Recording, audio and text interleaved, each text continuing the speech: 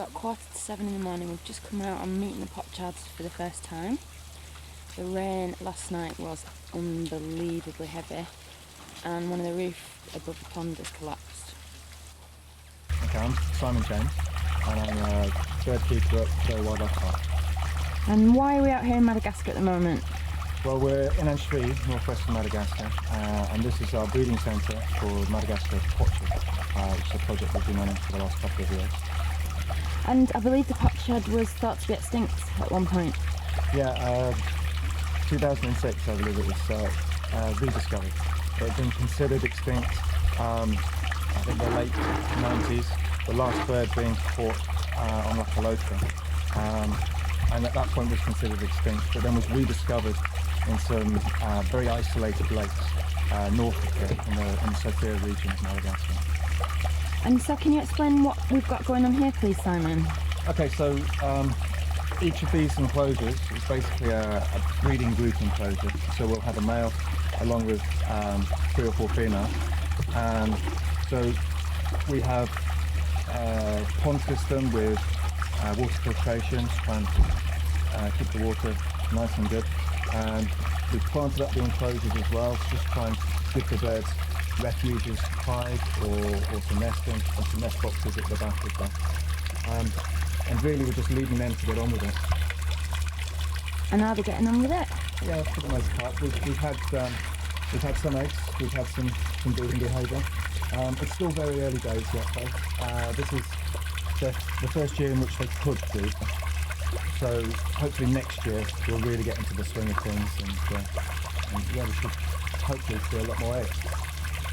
And how many birds have we got in this breeding centre at the moment? We've 21 adult potchards. That's made up of 7 males and 14 females.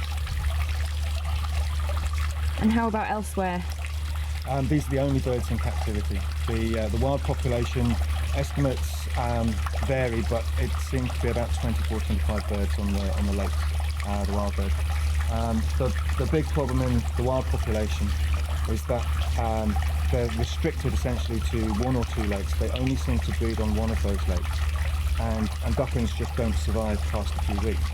So we're in collaboration with WWT. We have researchers looking into the whys of that. Why don't these ducklings survive to adulthood? It could be that there just simply isn't the food up there for them, or that ducklings forage in a particular way that lake isn't suitable to provide. So we're looking into that. But for the most part, the plan here is to breed a nice stable captive population, and then we can start looking at reintroducing back into the wild. Okay, Simon, so we've got a couple of ducklings here. Are these the first ones born in captivity? Yeah, these are the first. These are the first potchard recently bred in captivity. There were collections in Europe many years ago, between the wars, I think. But since the species was rediscovered, this is the first time they've been bred fully in captivity. And we've got them in with an adult female to try and socialise them a little bit, so they understand what it means to be a potchard and not bring them up as imprinted birds on humans. So it's been a little bit tricky because they didn't know that they were both ducks, and so they were afraid of ducks, and then they were chasing each other, but they seem to have settled down now. So we're quite happy with the way they're behaving with each other. And is the intention ever for these to go into the wild? These particular birds won't. They're going to form the basis of the breeding population we have in captivity. In the field, I'm doing health check, vaccination, taking samples. I'm in the office, I'm writing and try to understand what I found in the field. And you did some training at the wildlife park in Jersey, at Durrell Wildlife Park. How did you find that? Oh, that's really cool. I loved it. I want to do it again. So you like working for Durrell? I love it. And what do you like about Durrell itself as an organisation? What's so special about Durrell? The principle of Durrell to save the species from extinction.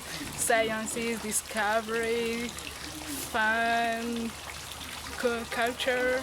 I love that.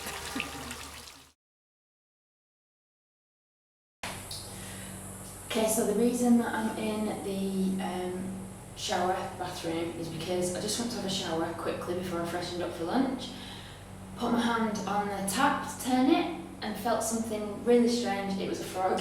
I'm going to pan and show him you in a minute. He's only little, he's quite cute, so it wasn't too traumatic. I'd much rather have a frog in my shower than a cockroach or a spider anyway.